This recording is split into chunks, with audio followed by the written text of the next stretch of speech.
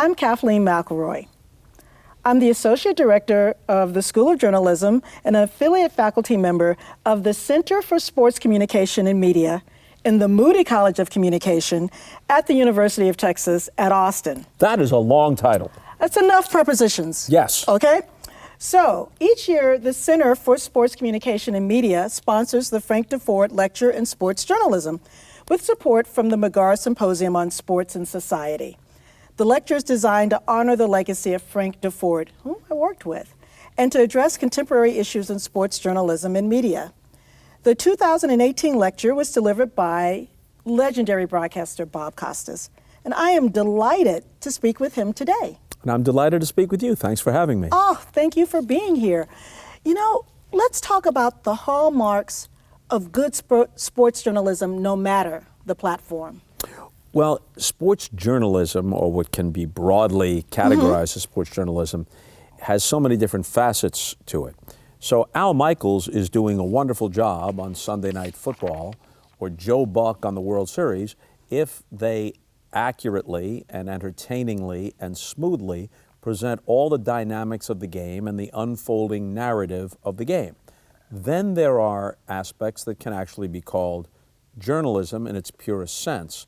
And there are a few areas like HBO's Real Sports with Brian Gumbel, or Outside the Lines with Bob Lee on ESPN, or the E60 series, sports documentaries, that kind of thing, when on rare occasions network TV sports actually turns to long-form interviews or essay or commentary type stuff. Then you've got genuine sports journalism. But not only is it not a lesser thing, it's a very important skill to be able to present an ongoing live event with all the things happening that the viewer doesn't appreciate, all the information coming your way, something unfolding over here and something else over there, and pull it all together in a cohesive narrative. That's good sports broadcasting and, in a sense, good sports journalism, but also covering the issues that surround sports, that inevitably are part of sports. I think we see that less often than we see good sports broadcasting, but when we do see it, we appreciate it because it's relatively rare. You know, to your point, during the lecture, you spoke of how being well-rounded has served you well. Could you talk a little bit more about that? I've always been a reader. I've always been someone who was interested in the world around me. Maybe I'm an old soul in that I can remember being 8, 9 years old, and I knew who Errol Flynn was. I knew who Hattie McDaniel was. I knew who Frank Capra was. I had read books that were written well before anyone assigned me to read them in high school. So that may account for it. And luckily for me, broadcasting-wise, I've had opportunities, some of them are in the past, but I've had opportunities to do long-form interviews with people from different walks of life. I did a show late night on NBC that followed David Letterman in the late 80s and early 90s, where literally your guest on Monday could be Henry Kissinger, your guest on Tuesday could be Chris Rock, your guest on Wednesday could be Bonnie Raitt, and your guest on Thursday could have been Mario Cuomo. I mean, that was just kind of the way the show was. And in order to do it well, you had to have an innate interest and at least some background in it, but also a willingness to really dig into the preparation. I'm so glad you spoke to that, because I try to tell my students, especially those in sports, you can't just know statistics. Right. You have to know the whole world in which we're in, this cultural, area. And I saw you interview Frank Deford. It was at 92nd Y. Yeah. And he starts talking about Gilbert and Sullivan. And you know Gilbert and Sullivan. You know the cadence of Gilbert and Sullivan, which he's doing it. And that just shows me that you do practice what you preach. To some extent, I think. I think all of us who have an interest in books or in pop culture, high culture, pop culture, whatever it may be, we wish we were better read. I wish that I had read more Updike. I wish I had read more Faulkner. I wish I had read more Steinbeck. Yes, I do. But have I read some? Yeah. Yeah, did I read everything that James Baldwin wrote? But I read enough to have an idea of who James Baldwin was. And so when someone refers to him now in this cultural moment, I get the reference. So at least I'm not lost in the conversation. Now, I'm going to tell on both of us. Okay, so both of us, I think, are well versed in traditional high culture. So now, when it comes to low culture, I won't even say low culture, popular culture, hip-hop artists. Right. Beyond Beyonce. Do you try to keep up with that world because you've been in sports? You know, you hear a lot of hip-hop. You go into a baseball clubhouse, basketball locker room, you hear a lot of hip-hop. A lot of players, their walk-up music in baseball will be a hip-hop song. I've got to admit that outside of Jay-Z or Drake or Nas, just because my kids were listening to it when they were teenagers, and my kids are now 31 and 28, but especially my son, who's 31, he was listening to some of it. And it's generational. Do I recognize the complexity of some of the rhymes and even the social commentary in the best of it? Yes, but it doesn't grab me the way R&B did, the way soul music did, the way Motown did, the way gospel did. It doesn't have the same effect on me.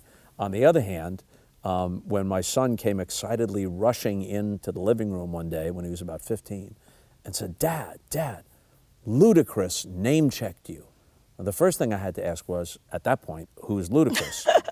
And then it turns out that in a tune, if we can call it a tune, called HipHop Quotables, he says, I be rollin' torpedoes, get blunted with Rastas, and for a hefty fee I'm on your record, like Bob Costas. Wow.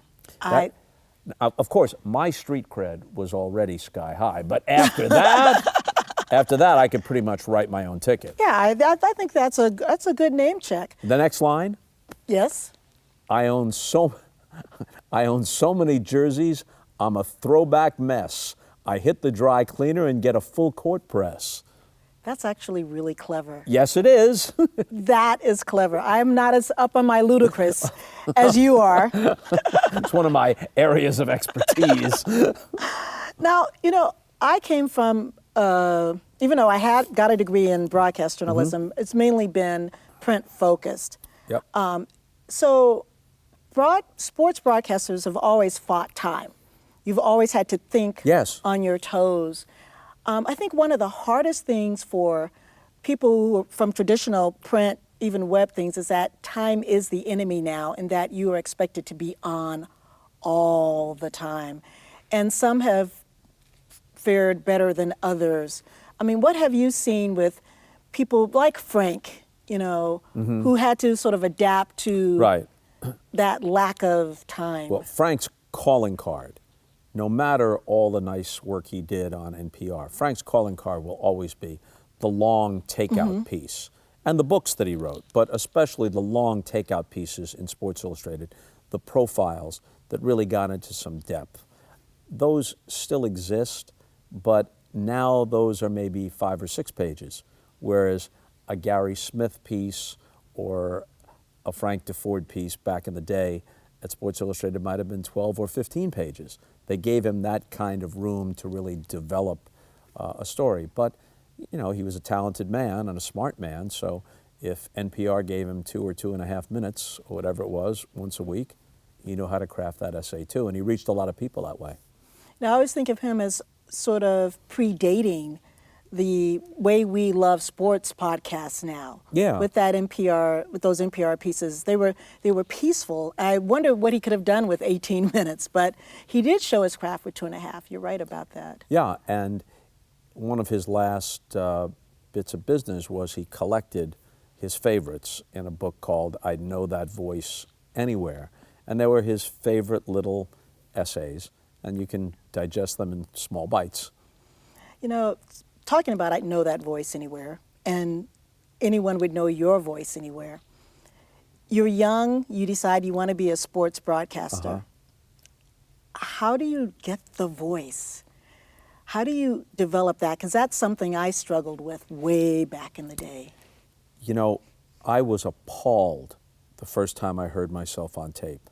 I was a freshman at Syracuse University. I went on the campus station WAER, which is legendary in Syracuse circles, and I did a sportscast, not a play-by-play thing, but just kind of a rip and read, here are the scores and a few details, 3-minute sportscast.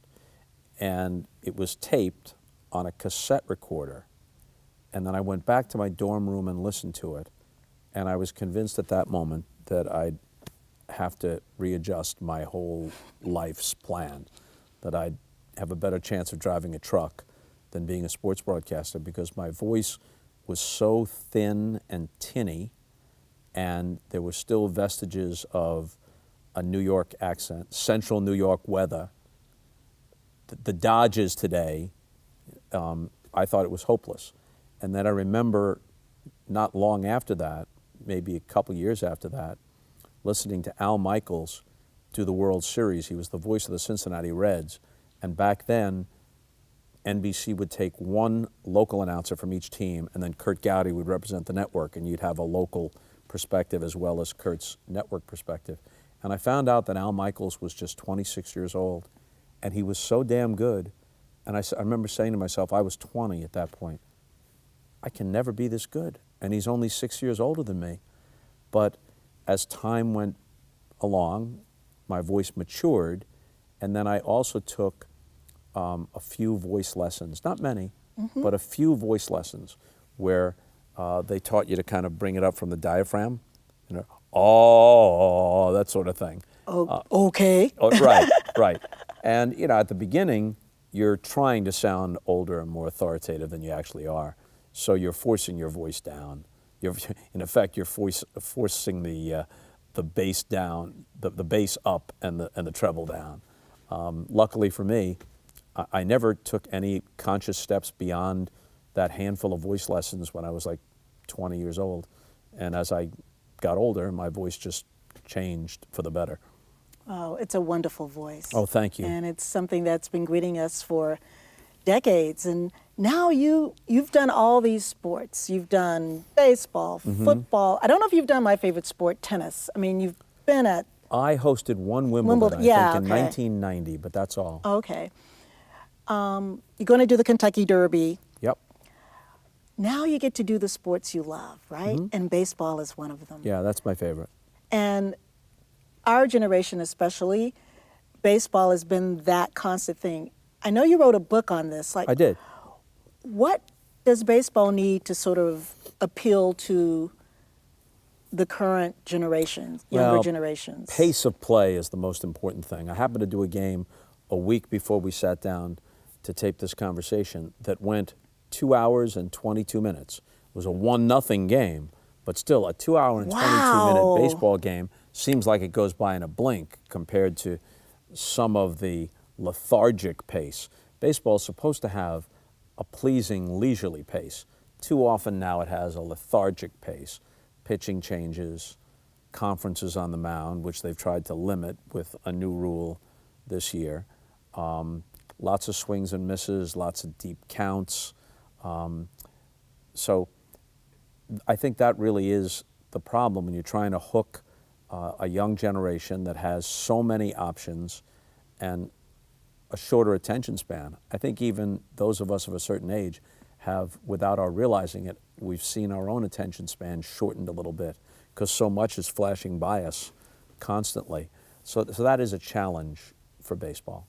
You know, I always thought of baseball as the perfect, I don't know if what you call second screen when you're listening to it on the radio, but I have much more patience for baseball on the radio than sitting in a chair at home.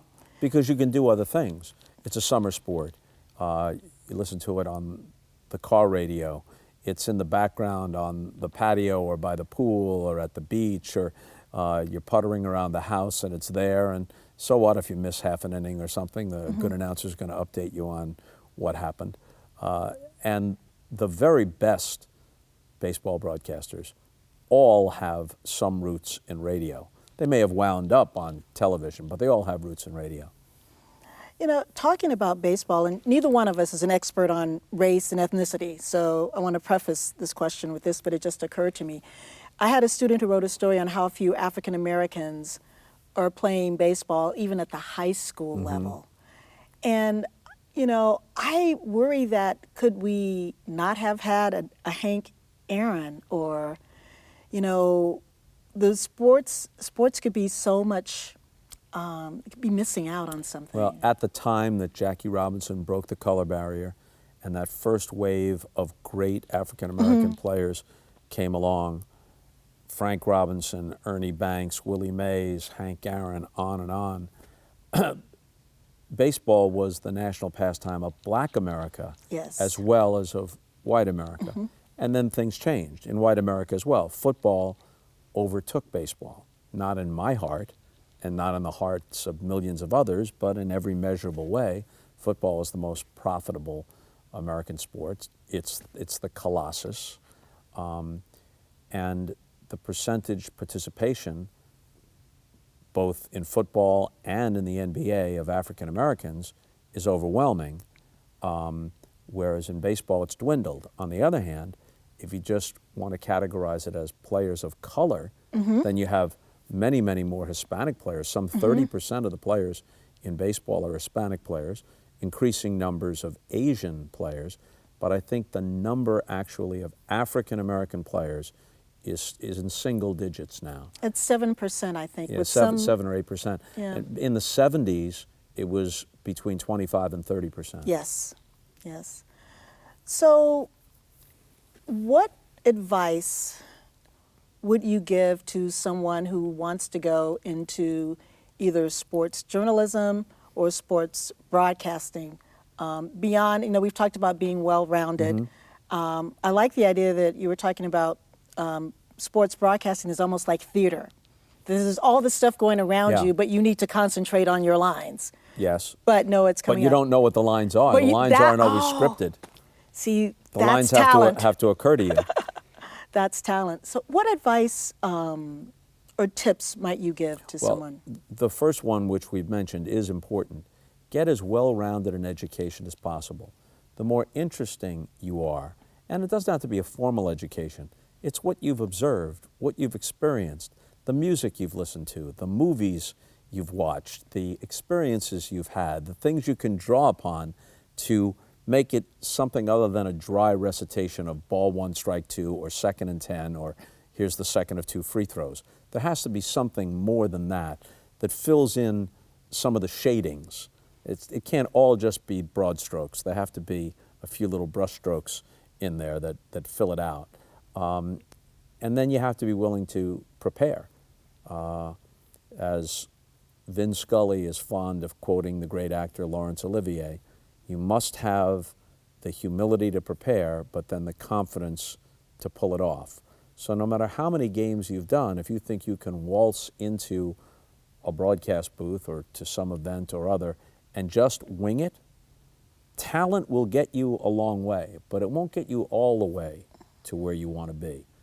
You have to match talent with a willingness to prepare. That respects your craft, and it also respects the audience. Now, speaking of respect, one of the things I've always loved about the way you approach athletes is that you respect them. Sometimes I get a sense from some sports journalists that there's a lack of respect for the athlete because of different skill sets involved.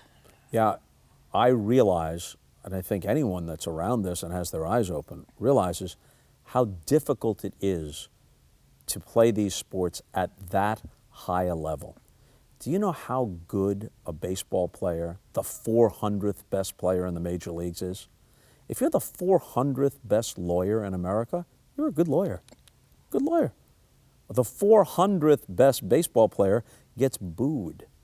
Do you know how good a basketball player with like 12-man rosters in the NBA, a guy who gets cut, winds up playing in Europe, winds up playing in the G League, do you know how much he'd crush everybody at the Y? Guys who think they were really good. Do you know how good all those guys were in college? I think sometimes people don't realize when they hear a player say, hey, I could use a day off, and then that person says, Well, I go to the office every day, even if I have an upset stomach or whatever. Yeah, but someone is not trying to stop you from doing what you do. And being successful at what you do is not determined by fractions of an inch or fractions of a second. The difference between a ball hit squarely into the gap for a double and a ball fouled back to the screen is a millisecond sometimes. And sometimes that difference is a matter of you flew across country, you got 3 hours sleep, whatever it might be. I recognize just how difficult it is to do some of what we take for granted. These guys, many of them, make it look so easy that we take for granted how difficult even what we view as routine actually is. And it bring up something, I sort of don't like the way that the post-game interviews are now broadcast to the public because they're you mean the press conferences? The press conferences. Yeah. I don't know why I forgot that word, but anyway, because there used to be it was a relationship that could be negotiated. Between the reporter and the, yeah. And I think you still have that. If you're the beat writer for a team, you're still going to get something out of a player or a coach because of a relationship you have with him. But now the media demands are so great, and there's so many more people who are credentialed. Plus, there's now a demand for programming. A network isn't necessarily going to show the post-game press conference, but ESPN might, NFL. or NBCSN, NFL.com, the NFL Network, the MLB Network. There's a demand for that, and it actually helps the coach or the star player to a certain extent, because otherwise they'd never get home till 2 o'clock in the morning. Exactly. There's a whole lot of questions to field, and they can get some of it out of the way in a group session. That's a good point. Well, now since we've talked about being well-rounded, I would love to know your favorite sports book and your favorite sports movie. I'm going to stipulate by saying you can't really pick any one. Okay. But I loved Roger Kahn's Boys of Summer about the Brooklyn Dodgers. It had a certain poignancy about it.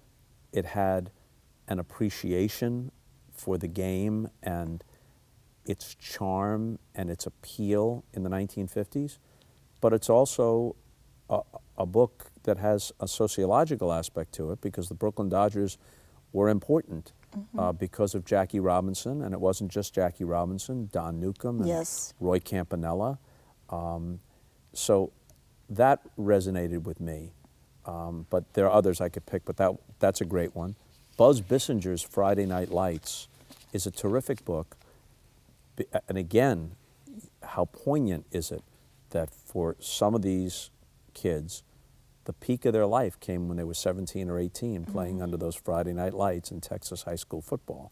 And then things didn't go so well after that. But it was so evocative of a time and a place and a feeling. My favorite sports movie, I lean toward baseball, as you know, is Bull Durham. I think that I like Field of Dreams, looking at it through the lens of, long ago and in black and white. I like Gary Cooper in Pride of the Yankees, but I think Bull Durham has the best combination of baseball realism, because its director, Ron Shelton, played minor league baseball, got as high as AAA, and yet it captures some of the absurdity, the comedy. The baseball feels authentic, but it also has an element of romance. There's romance between Kevin Costner as Crash Davis and Annie Savoy, played by Susan Sarandon. And there's a romance of the game without violin strings, without hearts and flowers. So, like when they're on the bus talking about how to behave and what's it like to be in the show, because Crash Davis had played like 20 games in the major leagues, and he's telling them all about it. Bull Durham doesn't get old for me. Mine is Rhubarb. It's about a cat that owns a baseball team. And haven't we all experienced that? So this has been delightful. On behalf of the Center for Sports Communication and Media in the Moody College of Communication. We are honored to present the annual Frank Deford Lecture in Sports Journalism, and we so thank Bob Costas thank you. for this interview. It's just been fun.